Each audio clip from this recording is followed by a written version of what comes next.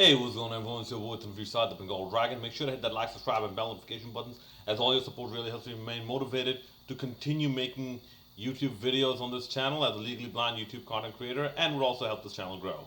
Alright, so I thought I'd do something a little different today.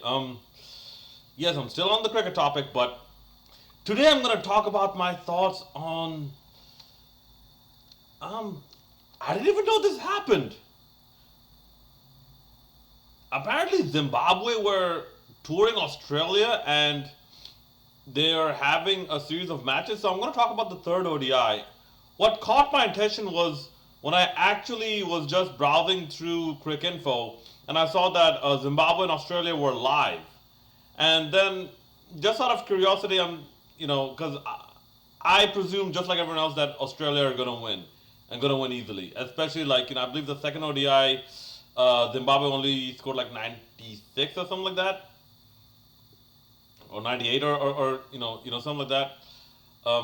But I just want to see, okay, let's see what we have here. Okay, let's see how badly Zimbabwe are going to lose. Then I saw the score set 141. I'm like, okay, Australia batted first for 141. Okay, so it's probably a T20 match. Let's see how Zimbabwe are doing.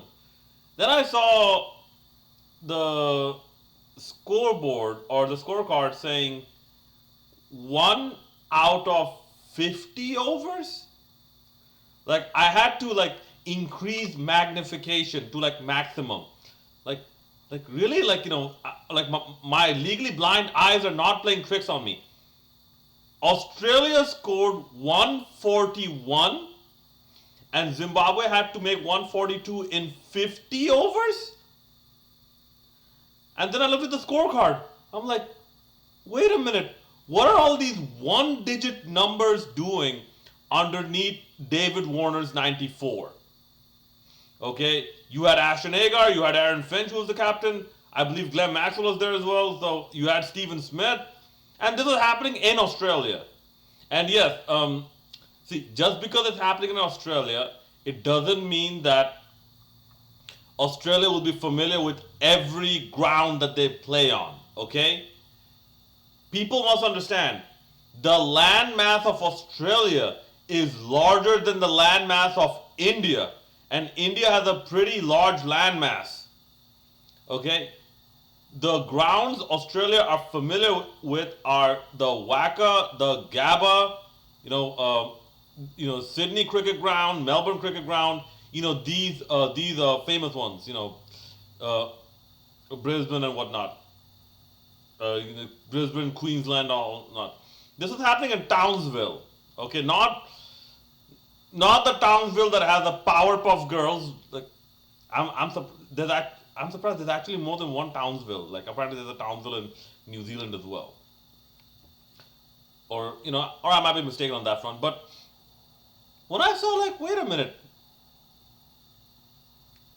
Zimbabwe need 142 in 50 overs. I'm like, you know what? Let me follow this on audio commentary. And yes, I did. It was sad to see Sikandar Raza not do that much, but their openers, one of the guys, I can't quite remember the name, but the other guy was Caetano. They started off pretty well. Then sadly there was a flurry of wickets that fell, and this is this shows.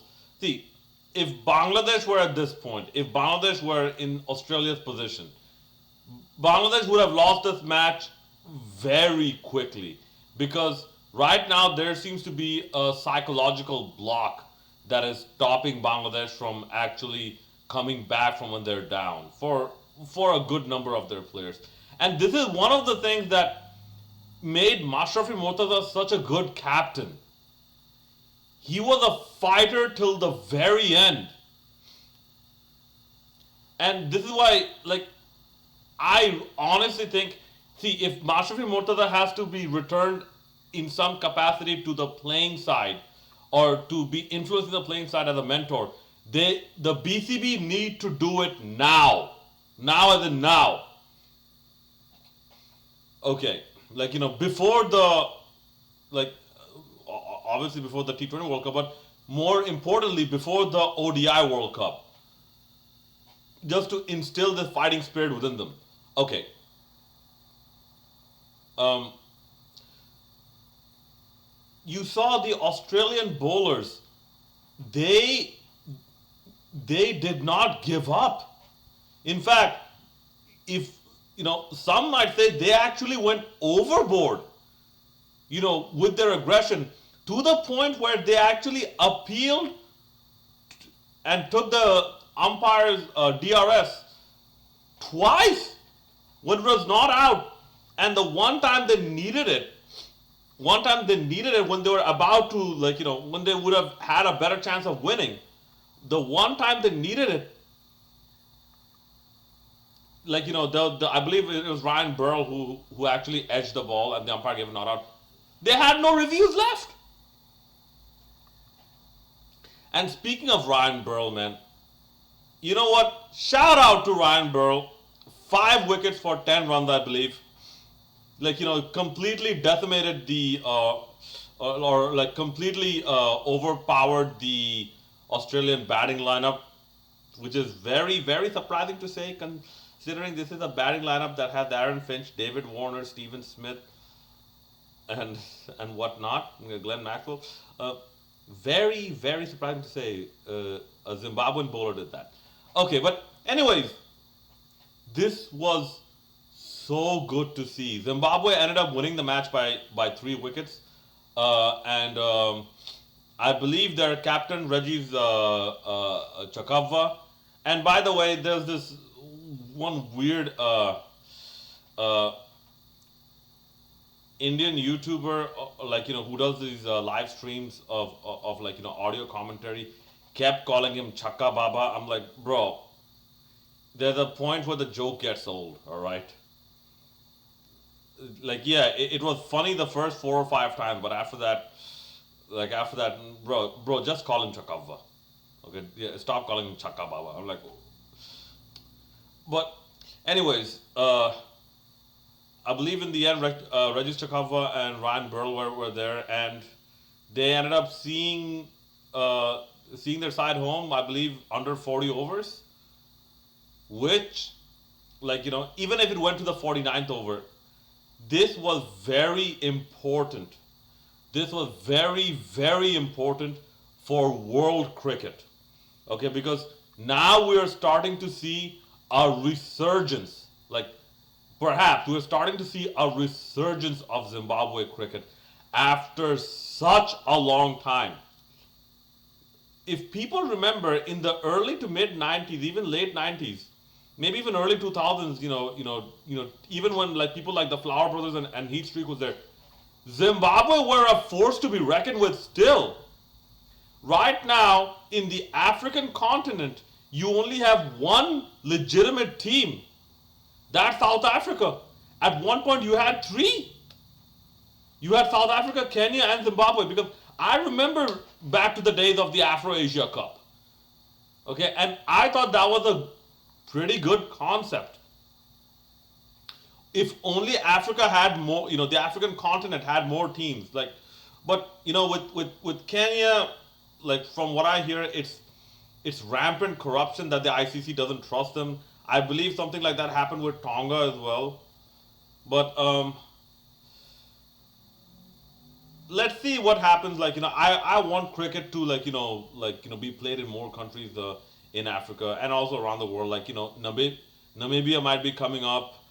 I don't know about Uganda, but yeah, part of this recovery, part of the cricket growth or maybe a resurgence of cricket, Zimbabwe has to play a role in that as well.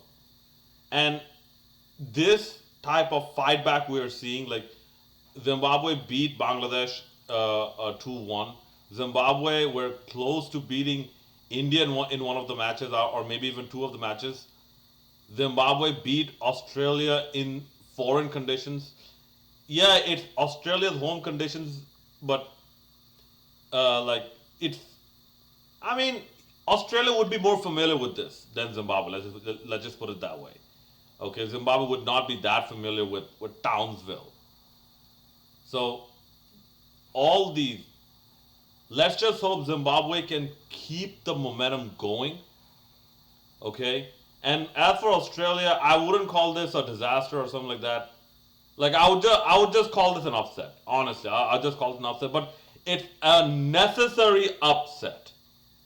Okay, because see, in 2005, when Bangladesh beat Australia for the first time, you saw new life come. Not new life. You saw more life come into Bangladesh cricket. This new life it actually came when Bangladesh beat India in 2004. That's when some buzz started to grow again, and some belief started to get back in again, even within the players.